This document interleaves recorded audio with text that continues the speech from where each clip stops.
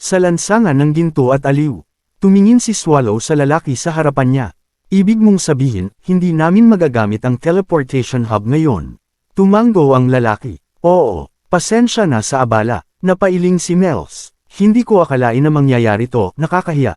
Sumagot ang lalaki. Kung hindi naman ito ganoon kaimportante, bumalik na lang kayo mamayang alas 8 ng gabi. Napakunot noo si Swallow. Bakit? Isinara ang hub ngayon para sa seguridad ng auction. Pagkatapos ng auction, mga VIP ang gagamit nito. Kaya lang nila ito papayagan gamitin uli pagkatapos. Inabot ng lalaki ang isang papel. Kung interesado kayo, kunin nyo to. Kinuha ito ni Swallow at binasa. Ibig mong sabihin, isang auction lang ang dahilan ng pagsasara ng hub. Tumango ang lalaki. Oo, kasi may napaka-rare na item na ilalabas ngayon. Ilang taon na itong nawawala, pero biglang lumitaw at inilagay sa auction ilang araw lang ang nakakalipas. Pinagmasdan ni Swallow ang larawan ng bagay na tinutukoy nito. Parang nakita niya na ito noon. Sandali, ito yung ginagamit ng kakilala ko. Nagtaas ng kilay ang lalaki. Sigurado ka, hindi ka ba nagkakamali? Napatingin si Swallow sa kanya. Sigurado ako, kaparehong kapareho. Tumingin sa kanya ang lalaki na parang may gustong sabihin. Kung totoo yan, hindi ko alam kung paano ito napunta rito. Pero sa pagkakaalam ko, isa lang ang Beheading Fang sa buong mundo. Nanlaki ang mata ni Swallow. Ano, napahinto siya. Iisa lang. Nagsimulang bumigat ang pakiramdam niya. Kung totoo yun, ibig sabihin, walang duda. Sa kanya ito, sumeryoso ang mukha niya. Pero paano ito napunta sa kamay ng mga tao? Napailing siya. Hindi pwede. Kahit ang mga boss ng 7 malevolent dungeons, hindi basta-basta nakakagalaw laban kay Rene. Paanong mga ordinaryong tao ang makakagawa niyan? Malakas si Rene. Hindi siya tinawag na Blade Maiden para lang sa wala. Nagsimula siyang magpalit ng anyo habang iniisip kung may hawak na sandata si Rene nung umalis siya. Pero, wala akong maalala. Ang suot niya noon, puro frills. Wala siyang bulsa para magtago ng armas. Biglang bumalik sa isip niya ang sandatang tinapon ni Rene sa kanya noon, nang napagkamalan siya nitong kalaban. Ilan pang sandata ang meron siya. Kung lalaban si Rene sa mga tao, hindi siya bababa sa 5 armas. Alam niyang malakas si Patrick kahit walang espada, pero iba si Rene. Kapag kinuha mo ang mga espada ng isang Blade Maiden, wala na siyang magagawa. Nanginginig na tinawag siya ni Mel's. Swallow, pero hindi niya siya pinansin.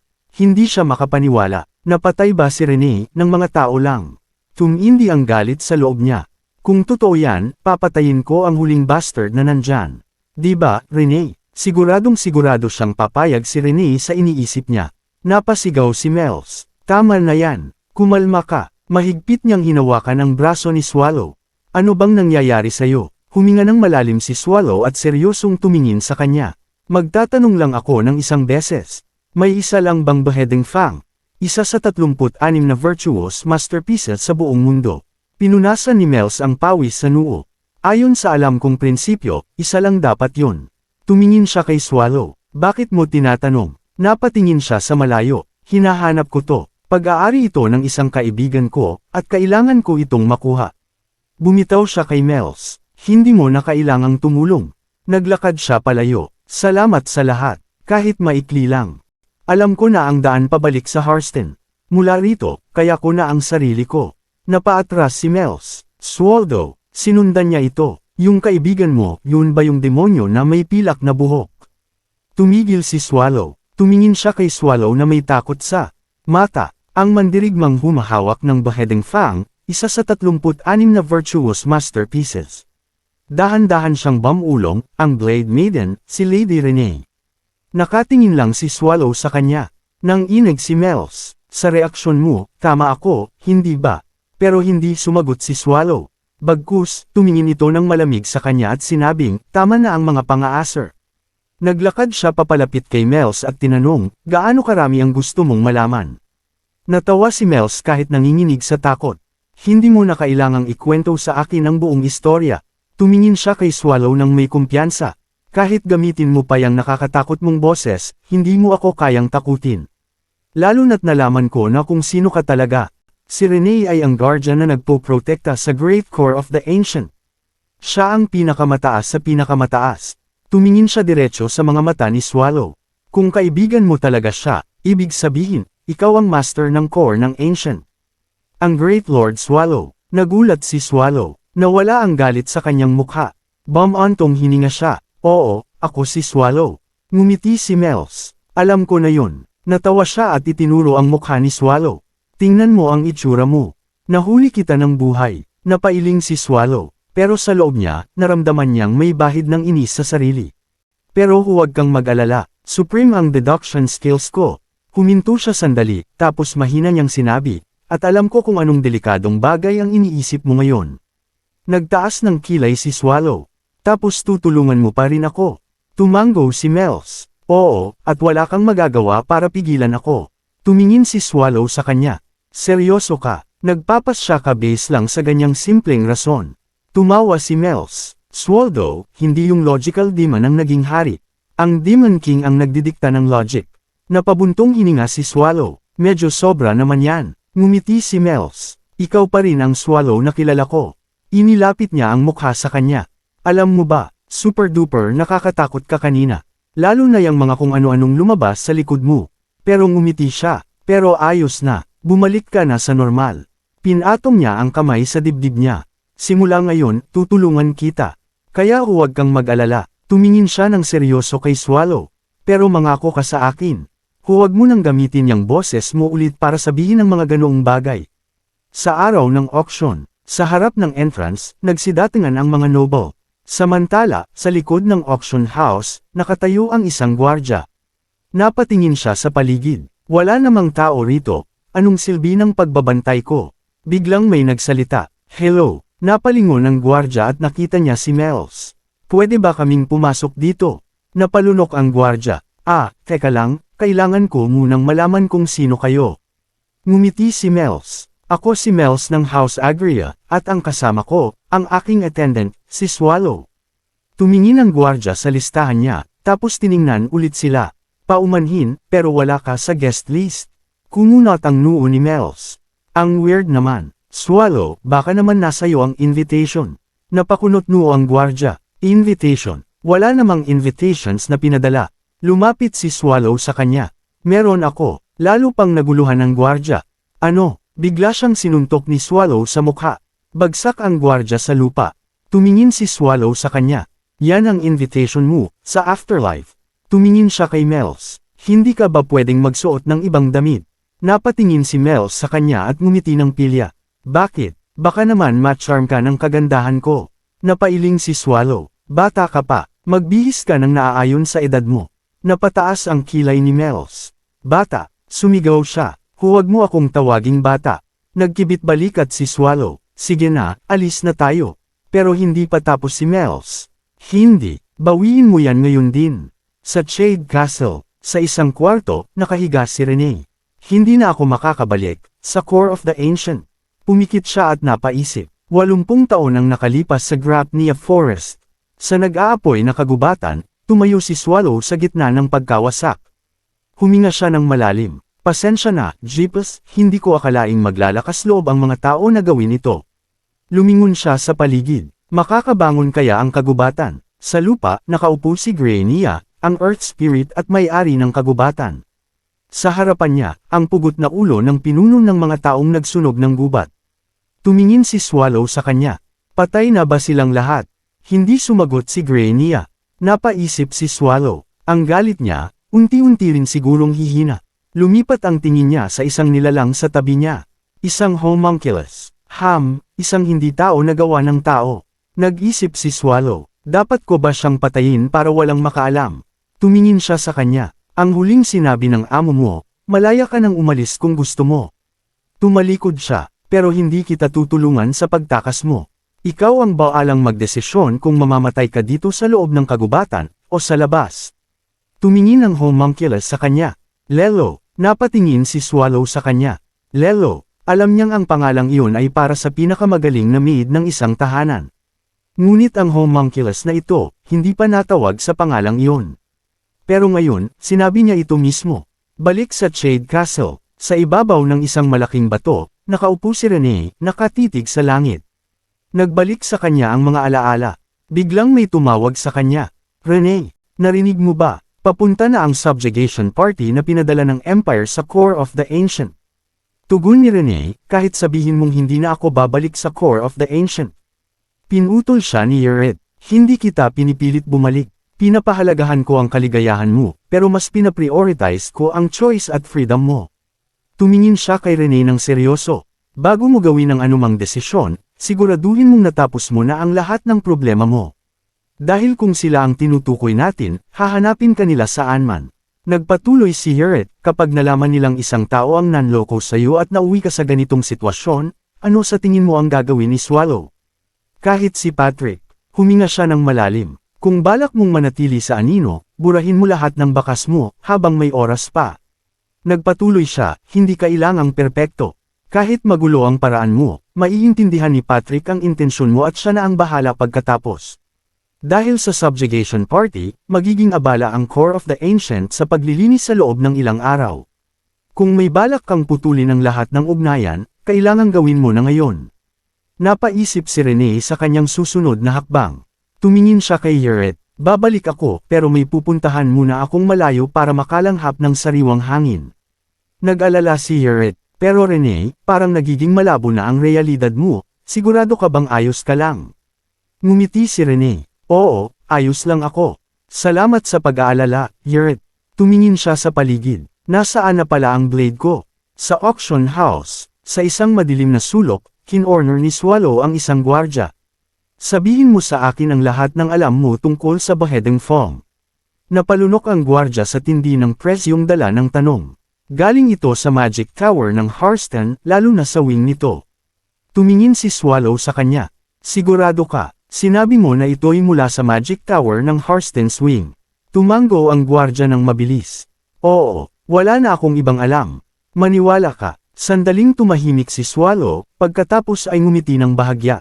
Salamat sa katotohanan. Buhay ka pa rin, para sa ngayon. Habang papalayo sina Swallow at Mels, nagbulong sa sarili ang gwardya, puno ng inis. Muntik na akong mamatay. Para saan? Para sa trabahong to. Bigla siyang kinilabutan. Sa likuran niya, muling lumitaw si Swallow. Wala kang kasalanan. Napalingon ang gwardya, nanginginig. Ngumiti si Swallow. Tama ka. Wala kang ginawang mali, pero nakuha mo ang atensyon ko. Lumapit siya. Sabihin mo nga, ano ang ginagamit na mga salita kapag pumapasok ang isang tao sa teritoryo ko?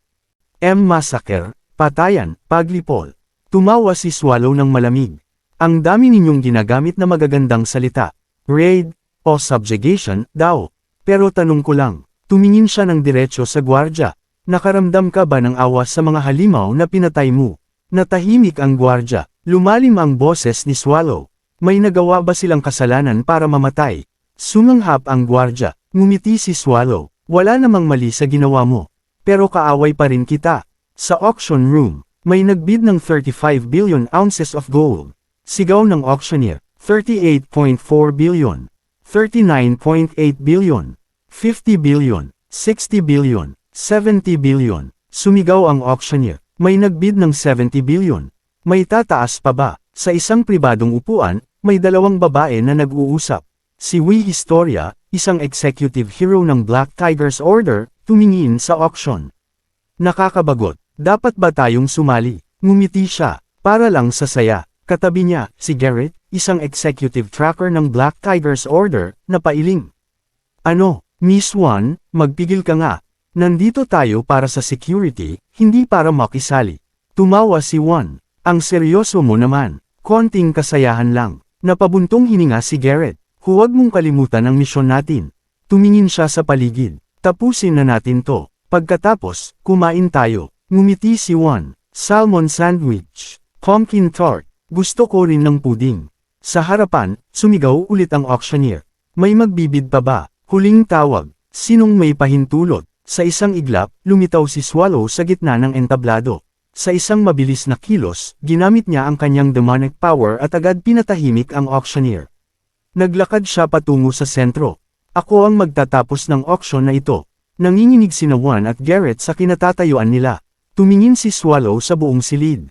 Lahat ba kayo narito para bilhin ang Beheading Fong? Nagkaroon ng katahimikan. Sa loob ng Empire, may tatlong mandirigmang kilala bilang Warriors of the Empire.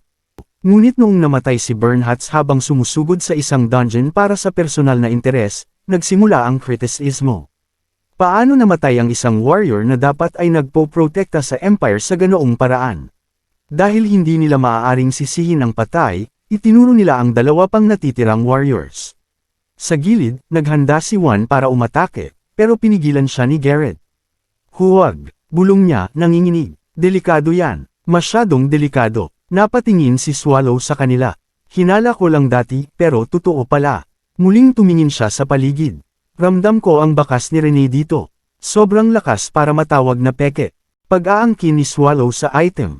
Napailing si Swallow. Sok, tulad ng inaasahan, niloko si Rene ng mga hinayupak na taong yun.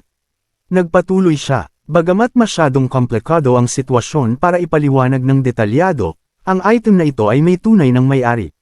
Tumingin siya sa paligid. Ibabalik ko ito sa tunay na nagmamay-ari. May ilang bumantong hininga sa panghihinayang. Sayang, ang taas sana ng presyo nito. Bago pa siya matapos sa pagsasalita, isang tao sa crowd ang sumigaw. Mga gwardya, anong ginagawa nyo? Pigilan nyo yang hayop na yan. Napangiti si Swallow. Aba, mukhang wala kayong balak na paalisin akong maayos. Sige lang, pareho lang tayo ng iniisip. Nagdilim ang ekspresyon niya. Lalamunan ko kayong lahat at ililibing kasama ng talam na ito. Sa isang iglap, sumugod si Juan. Akala mo hahayaan kitang gawin yan. Napatingin si Swallow sa kanya. Mabilis. Pinagmasdan niya ito. Maganda ang galaw, okay ang gamit pero walang talento. Nakita niyang ang tanging sandata ni Juan ay ang kanyang gauntlets. Sa ganitong sitwasyon, pwede kong basagin ang mga yan. Habang umatake si Juan gamit ang crushing blow, hindi siya gumalaw at sinubukang hawakan ang gauntlet nito. Pero laking gulat niya nang maramdaman ang bigat ng atake. Boom! Tumilapon siya at bumangga sa pader, nagdulot ng matinding pagkawasak. Nakahinga ng malalim si Juan, na natiling nakatayo kahit halatang pagod. Tumawa si Swallow habang umahan mula sa guho. Aba, hindi ka lang basta bata. Napatingin si Juan sa kanya, hindi makapaniwala. Buhay pa siya. Nanginginig ang kanyang boses. Dapat, wala nang natira sa kanya. Ang teknik na yun ay kayang burahin ang karamihan sa mga dungeon boss. Tinitigan niya si Swallow. Walang dugo, walang gas, hindi siya tao, pero hindi rin siya ordinaryong halimaw. Ano ba talaga siya? Ngumisi si Swallow. Sayang naman. Lumakas ang kanyang demonic power at tinangkaya niyang lamunin si Juan. Pero bago pa siya makagalaw, isang magic scroll ang nap-unit at isang ilaw ang bumalot kay Juan, si Garrett. Ginamit niya ang scroll magic para iligtas si Juan, teleporting her out of harm's way. Pag-aalala ni Mel's kay Swallow. Ilang saglit ang lumipas, lumapit si Mel's kay Swallow. Sir Swallow, ayos ka lang ba? Nag-aalala ako. Tumawa si Swallow. Ayos lang ako, pero hindi nakumbinsi si Mel's. Sigurado ka? Akala ko namatay ka. Saglit na natahimik si Swallow. Buhay pa naman ako. Pero sa loob-loob niya, nag-isip siya. Ang atake kanina, hindi normal para sa isang tao. Napatingin siya sa kamay niya. Kung tumama yun sa puso ko, baka sobrang nagulat ako na nawala ang polymorph ko. Napangiwi siya, at kung nangyari yun, sigurado, si Patrick. Umiling siya, huwag ko na lang isipin. Mas pipiliin ko pang mamatay kaysa yun ang mangyari. Tumingin siya sa paligid, pero, nakalusot sila, dalawa pala sila, napangisi siya, yung pulang buhok, habang distracted ako sa asol, nailigtas niya ang lahat, nagcast ng protection magic, at sabay silang tumakas sa magic ko. Interesante. Sa isang madilim na eskinita, biglang lumitaw si Juan mula sa teleportation spell. Bumagsak siya sa lupa, may isang matandang dumaan at napatingin. May bumagsak doon, isa pang tao ang lumapit. Ano tong nangyayari? May tao rito. Lumuhad ang matanda sa tabi niya. Miss, gising ka ba? Dahan-daang damilat si Juan. Anong nangyari? Nagpaikot-ikot ang isip niya. Tinalo ako ng isang halimaw, sa isang atake lang. Paano ang mga nasa auction house? Ligtas ba sila? Si Garrett. Mahina niyang binulong, Garrett. Nagulat siya nang may sumagot. Bakit parang naririnig kita kahit mahina ka magsalita? Napadilat ng husto si Juan. Garrett, buhay ka. Tumawa si Garrett. Miss Juan, magpasalamat ka sa akin. Kung wala ako, kanina pa inaayos ang burol mo. Ngunit nang makita ni Juan ang natanggal na braso ni Garrett, nanlaki ang kanyang mata. Garrett, braso mo. Ngumiti si Garrett. Huwag kang mag-alala, hindi naman delikado sa buhay ko to. Pero hindi napigilan ni Juan ang luha niya. Pasensya na, Garrett, dahil sa akin. Lumungkot ang mukha niya. Isa akong pagkabigo bilang isang hero. Ngunit biglang sumigaw si Garrett. Uy, historia, magpakatino ka. Nagulat si Juan. Nagpatuloy si Garrett. Hero ka, tandaan mo yan. Ano, gusto mong makita ng Empire ang isa sa kanilang hero na umiiyak? Pinilit niyang ngumiti. At kung isang braso lang to, wala yun. Tumingin siya kay Garrett. Pero sino ba talaga ang kalaban natin? Tumingin si Garrett sa kanya, seryoso ang ekspresyon. Miss Juan, ang halimaw na yon ay si Swallow. Nanlaki ang mata ni Juan. Ano? Umiling siya. Walang paraan para mangyari yan. Huwag mo akong lokohin. Ngunit mariing tumanggo si Garrett. Hindi ko rin alam kung bakit siya narito, pero sigurado ako. Siya si Swallow, ang itim na kalamidad. Natigilan si Juan. Nagpatuloy si Garrett. At nakita ko ang bakas ng hero na si Bernhistall, sariwa pa, parang wala pang isang buwan. Napatingin siya kay Juan. Mas malala ito kaysa inakala natin. Kung hindi natin ito mapipigilan, maaaring bumagsak ang Empire. Nagpigil ng hininga si Juan. Kung totoo yan, kailangan nating gumawa ng hakbang para pigilan siya. Ngunit umiling si Garrett. Miss Juan, hindi ito laban na kaya nating ipanalo ngayon. Tumingin siya kay Juan ng seryoso. Alam mong hindi natin siya kaya. Mas makapangyarihan siya kaysa sa inaakala natin. Huminga siya ng malalim. Kailangan nating humingi ng tulong sa Demon Subjugation Coalition at ipaalam ito sa Imperial Family. Tumayo siya ng may kahirapan. Ako na ang pupunta. Tumingin siya kay Juan. Sa kondisyon ko ngayon, hindi kita madadali gamit ang teleportation. Hinawakan niya ang sugat niya at ginamit ang Whispers of Light Cure sa sarili niya. Hindi nito tuluyang gagamutin to. Kaya manatili ka muna rito. Nag-alala si Juan. Pero, paano kung umatake ulit yung halimaw? Nakangiting tumingin si Garrett sa kanya. Hintayin mo ako, okay. At sa isang iglap, naglaho siya gamit ang teleportation. Maraming salamat sa panunood. Kung nagustuhan mo ang video, huwag kalimutang mag-like, mag-subscribe, at i-click ang bell icon para updated ka sa mga bagong kwento.